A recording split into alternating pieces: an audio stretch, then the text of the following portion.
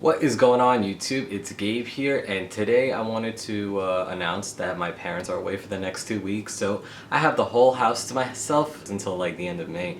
My parents are traveling around Europe at the moment. I think they're going to Netherlands, Poland, Germany, Belgium, and I forgot what the last, oh, Hungary.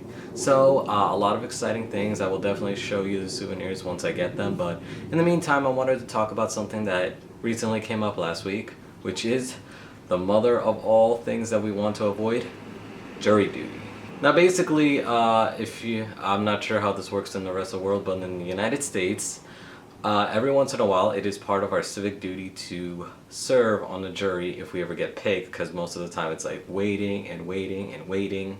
So I got these summons after a while, and I was like wondering, like, hopefully I didn't get picked because I'm planning to go to the Philly Trans Health Conference and I definitely don't want to miss it.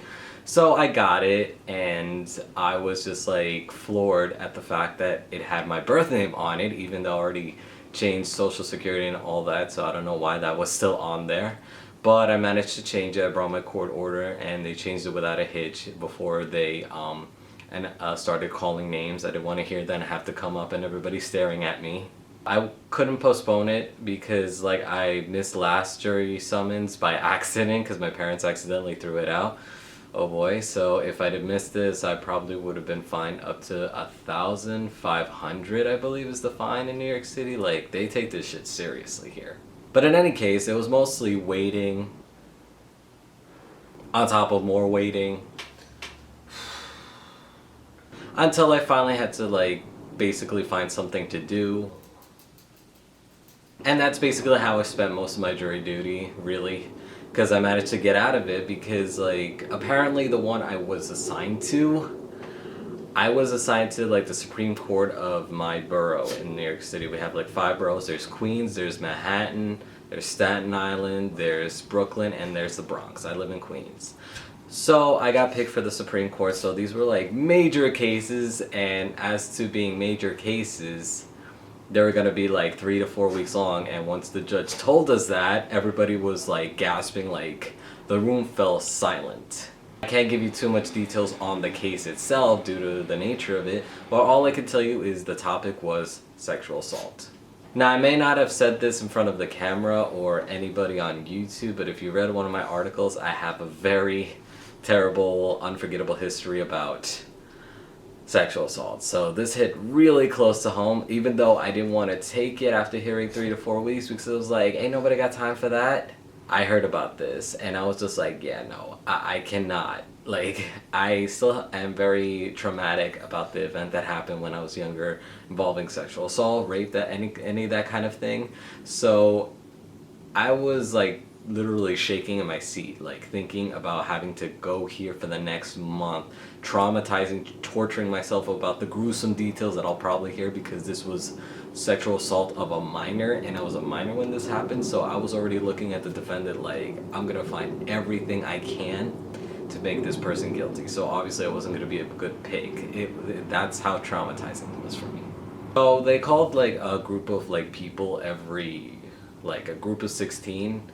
But once they told the details about the case, I can't tell you in front of the camera, but that's what had happened, and we went to break for lunch for the next hour and a half, and then when we came back, it was more waiting, until finally they let us into the courtroom again, and they were like, okay, so we're gonna put a group of people back in this box, basically the people that were assigned before we broke for lunch, but one person didn't come back, and then they read the list to occupy that vacant seat, and they called my name. Basically Damian Copperson, even though I already filed the second name change. Well, I finally got moved forward with that last Wednesday. So I go up there already shaking in my freaking seat, like I was already like a vibrator, like trying to walk over there because of the thought of getting picked for this jury. And I was handed a questionnaire about like stuff involving like basically to disqualify me, which works in my benefit because I don't want to be in this case. They're not going to want me anyway with what I've told you on the camera. And so in a bit, like, they were asking us if due to the nature of the case or some time restraints or any reason that they couldn't be on the jury for this length of a time. A lot of people rose their hands up, and that was in the first batch of juries that I was a part of. So they called the judge and the lawyers, like, called us one by one just to ask us why we couldn't do it, like give them legitimate reasons. And so when it was my turn, I went up to the guy like, listen, I have a history of sexual abuse. I do not think I would give this person a fair trial. And they asked me like what was done about it, and my parents do know about it. Ultimately, nothing happened. It was the guy got off scot-free. And I basically told them I would not give this person a fair trial, and they asked me that again, and I gave the same answer, and the lawyers were like, nah, you're free to go. And so what ended up happening is like I had to go back to the central jury room, wait for a little longer, only for the police officer, who I did manage to get a crush on, by the way, because she was like mad sassy. I was like, that kind of, if I was to date, that would be my kind of girl, like funny and like sassy, basically a person with personality, like damn. But anyways, I digress. So I sit there for the next like 20 minutes, and then they tell us that, okay, we've completed our jury service, and here's the certificate. You don't have to come back for the next 4 years. We're not going to see you. So that was basically my jury duty experience. I couldn't do it. I'm very happy that I wasn't picked for it. I mean, they're not going to want me anyway, knowing what I know and my circumstances regarding the case. It would be very uncomfortable for me to be just sitting there and having to hear the awful, gruesome details and have flashbacks of my past coming at me. So, hell no.